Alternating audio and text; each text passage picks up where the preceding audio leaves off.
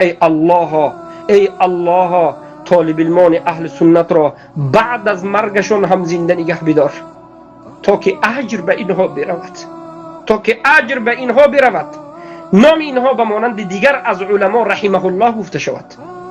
این در دست تو است ای الله. دعوت ما را قبول بکن، عملهای ما را قبول بکن، به این رنج و مشقت دعوت صبر بده و این تهمتگران را خودت جزای سزاوار به تهمتشان بدهی که دیگر طاقت فرسای اونها نباشد.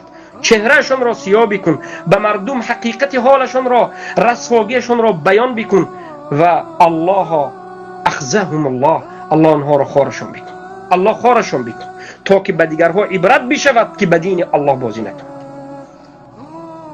نام طالب علمان اهل سنت به حق و به عزت باقی میماند. لا تحزنوا يا إخوتي إني شهيد المحنة.